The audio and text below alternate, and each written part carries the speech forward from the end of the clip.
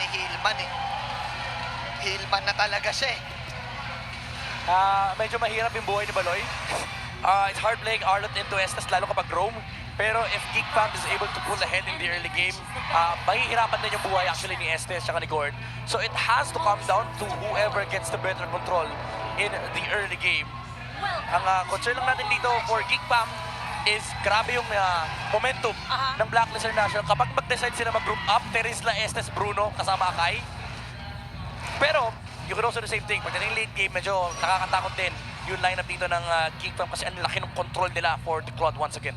Grabe, no, parang ano to, ma-feeling ko for Geek Fam dito, ang isa rin sa mga iisipin nila, ano bang unahan namin na item, pang kontra sa healing or damage ba agad? Kasi usually parang yung nagiging struggle kasi most of the time, early game, ganun talaga ang strength ng isang Estes, yung ultimo sa level 4. Yeah.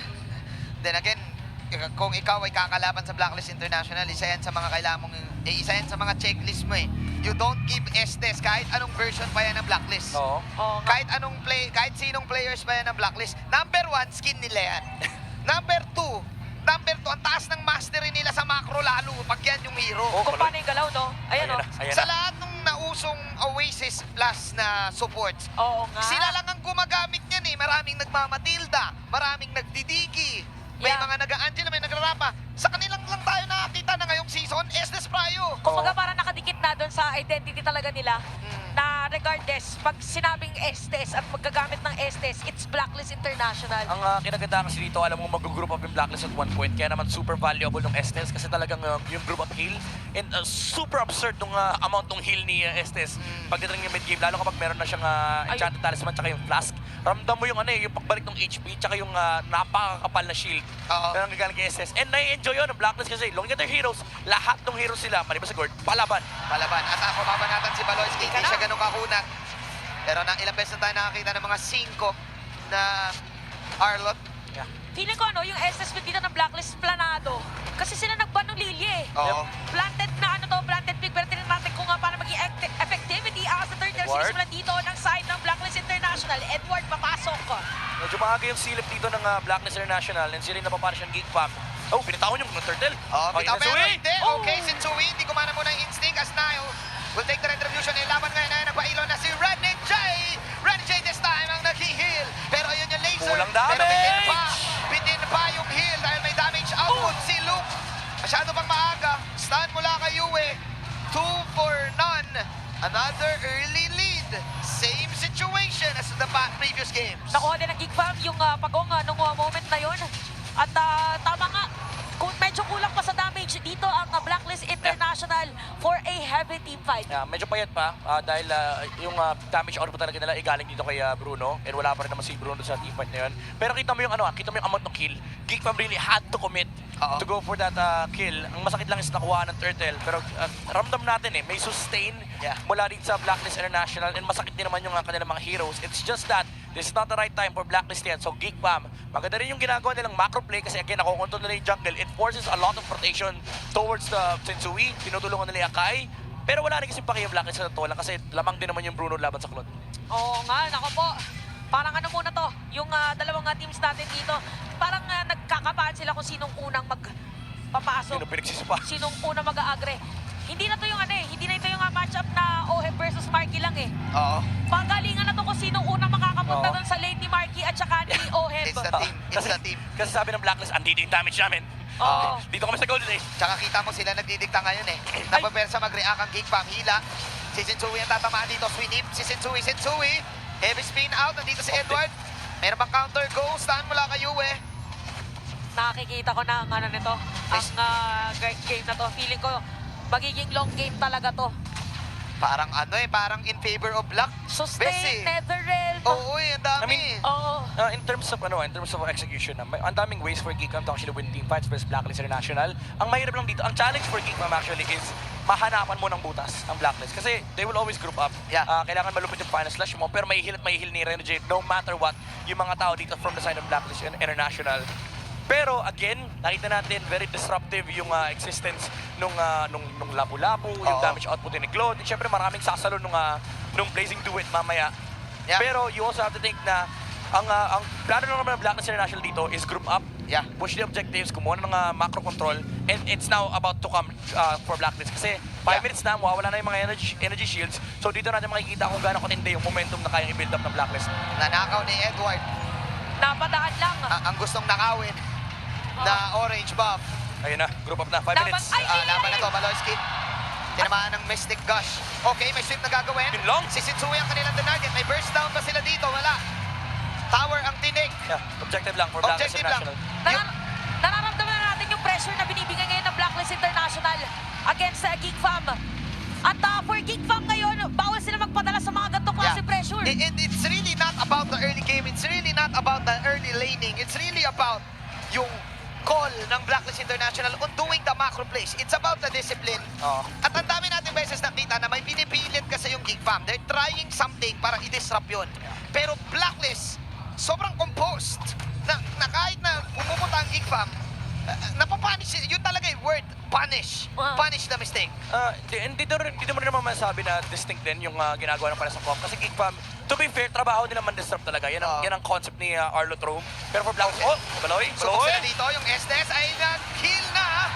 At yun na, ika-counter go ba to? Pinake na muna yung heal. So dito na sila medyo lugi, no? Yung group up na nilalabanan nila versus Blacklist International, this is their timing. Alam ng Blacklist, mas malakas sila ngayon. So Geek Fam, kaya ako nasabi kanina, they really have to find like creative ways to disrupt this momentum from Blacklist. Kasi ang gagawin ng Blacklist simula 5 minutes, mag-group up, magtutulong ng towers, kukuha ng turtle. Basta gagawin natin to lahat, malakap din na may nagkasama-sama. Okay, walang matatamaan sa sweep. Pasok ngayon kay Renny J. They know na cooldown. Yung kill this time. Renny J is down. Gandang pick-up sa side ng Geek Fam. 4-0 para sa ating laban at Geek Fam pa rin atang dumiretso dito sa may turtle objective. But still, Blacklist International, lamang pala si Naila against Sensui in terms of level din. Dami niya nanakaw, Bes. Kung nag-create si Sensui. Nakuha. So, feeling ko ibibigay na lang din talaga muna ng Blacklist International itong pagong dahil kailangan muna nila ditong mas bigyan pa ng space si Oheb doon sa kanyang lane. Marky also has a golden staff. So another 8-minute game. Ayun yung Berserkers. Another 8-minute game for the side of Geek Fam to have the lead. Yun ang call nila eh. Kapag ginamit na Renny J yung ult, pwede na natin i-go. That's why yun yung Kaya nangyari pala sa hindi top sila lane. umalis kanina. Di sila umalis. Parang Tsaka, kadagdagan pa. Ito rin yung problem pag sobrang fundamental ng approach mo, no? Kasi yung turtle lane talaga, ang ginagawa ng Blacklist, lagi nandun si Edwards, lagi nandun yung explainer. So instead of going to the XP, pinana siya Geek Fam, makanya ng gold lane, looking like this one. Okay, napault na naman si Renny J. Sensui with the heavy spin. Inalaban ba to ng side ng Geek Fam? Mag-out sila ngayon. Okay, they're just baiting out Ibola. ults. They're just baiting out ults. Ano muna dito, pang sa Geek Fam, alam din nila na pag nag-extend sila doon, medyo magiging delikado kasi yung worldly din ay tumatalbog-talbog. Kung titignan ko yung laban ngayon, sobrang parang magkaiba sila ng nature. Yeah. Isa gusto magkakasama. Actually, ganun din naman yung isa, pero Yung isa parang 2-1-2-1. oo nga eh. 3-2-3-2. Which is, kanina pa natin nakikita. Kasi nga, nakaw objective ang Geek Fam eh. Yun talaga play since game 1. Boy. Okay. Nandun si Renny J. nasalubong. At mukhang ilalaban nila yon. Na-late no. na ngayon yung heal. May damage na gagawin si Yue. Kaya ba tong i-depensahan ni Yue at ni Renny J. Oheb? Falling down. Another pick off. Our side of Marky. Geek Fam. Blazing duet. Para kay Marky. Oh! Hihilain pa. Si Yue out para kay Marky. Nandun si Luke. Nasa gilid. Luke. Pumasok. Yue with the flicker out. Basag ang tower. Pero okay. Ipupush pa rin to ng Geek Fam. Edward. Talagang gera para sa ng Geek Fam dito. Okay, nakikita natin na dive kung dive. Sabi dito ng Geek Fam, lamang tayo pagdating na sa early game damage. Gamitin natin para hindi magkaroon ng sustain ang Blacklist. Medyo weird yung positioning ng Blacklist International ngayon. Talagang pinipilit nila yung fundamental approach na yung XP side ay, yung Turtle or Lord side yung pinapatay na XP. Nung nag-swap na sila, na-late na sila kasi yung Geek Fam nag-rotate na rin. Kumbaga yung lane swaps, doon sila nalulugi kasi nung nakita nila si OM doon, nandun na rin yung Claude. And Geek Fam was ready to fight samantalang yung XP tsaka yung jungler ng Blacklist. They were still busy taking the jungle resource and yung mid lane clear. Kaya naman naunahan sila ng Geek Fam na mag-set ng team fight. Kalate ang buhay ng Lord this time. Renny J, kakapitan muna si Edward. Ang kunat niyan, may heal pa. Okay, parang ano muna to, parang Beloy. pipilitin muna ulit. Napanood natin kanina yung mga Okay. sayaw. Baloy! Kanina sayong paangat ngayon. Si Renny J ang ginawa nila. Renny J na pa-ulti na. Moonlight. Okay, nandun si Yue with the Mystic Gush. Pero Renny J, kapit Marky. kamay sa lahat ng Blacklist International. Another Ito na. kill. Ay, may At ito na yung blazing duet sinasabi pa. natin. Blazing duet. Hindi na Sensui!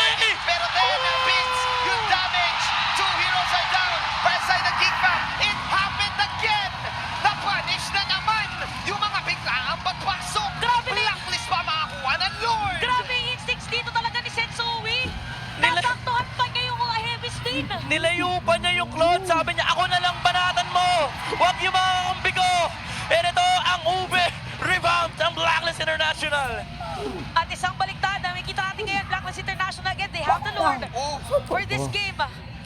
Ang ganda nung attempt ng Geek Fam. Again, very creative yung naging approach ni Baloyski. Ginamit niya yung Vengeance over Edward para makatawid. Nasirip niya si Rene J. Ginamit yung Final Slash na force out kagad yung Blessing to Moon Goddess. And nahil yung Blacklist International. Tig na referee, it is time!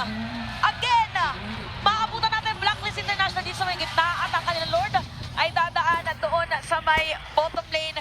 Ang naging storyline natin para sa laban na to is those who need to be better, but great. And Blacklist International, they are doing a great job sa kanilang pangbansang Lord Dance sa pagpabaliktad ng kalabangan ng kanilang kalaban. Isa siya super great. Oh, Marky. Super great ube strat. Wala nang iba pa. Wala nang ibang greater na gagamit kundi sila lang. Sabi ni Edward, okay lang yan. May kasama akong Estes. Pahil, Jay. Jay, pahil. The Bataan boys. Dabataan boys. Jay, pahil. Okay lang, Nakaredy sa kanila, ano? libre kita kami mamaya. Naka-ready yung kanilang medic. The medical Rene J from Hitman to Hillman. Real quick. Okay, nakaabang dito although, ano okay, si Baloyski by the way ay pwede niyang makasalubong si Yue. Parang hirap. Si Yue pala by the way, 103, so hindi pa siya natatarget. Yeah, ito na si The Playmaker. Yung magic ng Geek Fam. Kapitan Baloy, looking for an angle here again. Kailangan napakaganda ng approach dito ng Geek Fam versus Blacklist International. They do have damage, pero kailangan i-disrupt nila yung layering ng spells dito ng Blacklist International. Kasi for Blacklist, napakadali ng trabaho lang nila. Oo. Sama-sama, pahil kay Rene J, hayaan mong dumamage si Oheb. Siyempre si Edward magtatrabaho, hayaan mo siya. Oo. Hayaan mo siya magtrabaho. And then, just take objectives. For Geek Fam, even though they have a Claude, they have to like, para ka nagbubunas ng tunnel dito, kailangan mong mabigyan ng tunnel si Marky. Kailangan magkaroon siya ng magandang entry point para malabanan niya yung Blacklist. Kasi the thing that you're scared about Blacklist International, Blacklist's team fight here for Geek Fam is yung capability nila round 2. Kasi may reset. Even though meron kang Final Slash, sabihin na natin meron kang Blazing Duet, may round 2 kasi ng HPs mula sa Blacklist. Ayun round 2 na ulit yan. Kalahati na yung buhay kanina eh. Medyo masakit si Marky pero ang hirap pa rin yan eh. Kasi nga may heal talaga eh. First kill lang eh. If I'm Marky, ang option ko, likuran ko na lang kaya si Yue. Di ba? Pwede eh. I-BMI niya eh. Or kaya gawin dito ng Geek Fam. May mag-force kay Sensui na gamitin yung heavy spin. Kanina kasi talagang kinabitan ni Marky yung Blazing Duet. Kaso si Sensui nandun din eh. Nandun din si Sensui, nakaharang eh. Ano na to? Kumbaga bukod sa story natin kanina na mind games ang pagtutod, kakaibang mind games dapat dito. Yeah. Pilitin mong magamit yung mga hindi pa dapat gagamitin. I have to say, it has to come to Aboy. Kailangan malabanan nila yung second round. Dapat napakaganda ng usage yung Netherrealm or yung pull mula sa Shadow Stampede. Kasi kailangan nila dito may bumaklas sa Blacklist International. Might be Edward, might be Rene J. Basta kailangan nila makakuha ng isang target. Kasi if maghabol yung Blacklist International, you are playing into Luke, Marky, and Baloyski na napakataas ng teamfight presence. The Arlot, they lapo-lapo in the Claude. Kapag na-outposition yung Blacklist International dito, mahihirapan din sila. And look at the bait. Geek Fam, there you Ito go. na naman Geek Fam na naman ang lalaban dito. Babanatan si OM ngayon. Nile, binabanatan si OM. Tingnan natin, may heal ba si OM? Ayun na yung heal na hinihintay. Sensui! At Sensui, ang ganda ng ipit. At nako, ito na ba ang mag-counter go ng side of Blacklist International. Tumatakbo na ang Geek Fam. Marky. Nasa likod ngayon si Marky. Kubanatan si OM. Marky, wala siya BMI. Kaka-BMI lang. Aboy Pulado. At wala na si Aboy. Tinaboy. Walang nawala sa Blacklist International. The juggle. Mastery of the UP is real. Kakaibang sayo ang atin nakikita ngayon na ang mga karipas na mga bewang. At makikita natin for Geek Fam, parang ipipilit pa rin yata nila pero walang jungler ang makakalaban. Marky At is nawala pa si dead! Marky dito. Oh my G! Mamamasabi ka na lang ng Gensha na. Kasi okay na okay talaga ang mga buhay ng mga kampe ng Blacklist International. May Torre pa sa gitna, pero baka pwede na i-end the ball. Tignan natin, dahil si Yue na mabili na rin ng Winter 20 seconds! 20 seconds! And double yata. Ito na yan. Sa 20 gitna ng seconds. sina nila. Sino unang dedepensa? Walang naka-clear na minion wave para sa Geek Fam. Is this the end? Hindi na ba papayag? Yue! Hindi na ba papayag ang Blacklist International? Sensui! Sa Game 5, si Aboy ay napilita na mag-ult, inipit, and the heal is real. But the Blacklist,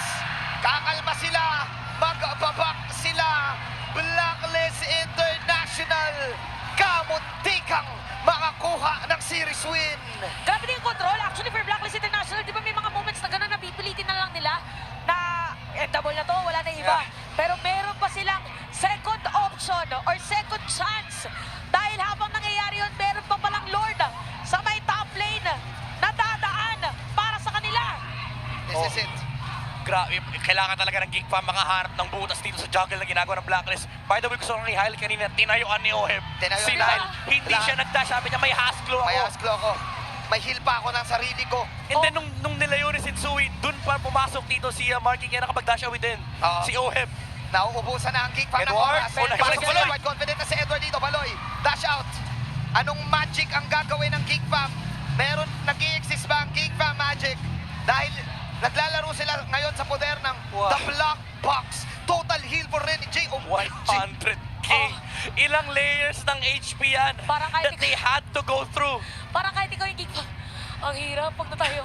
Pag kinumpit mo yung total damage output, kailangan mo i-minus yan. Di ba?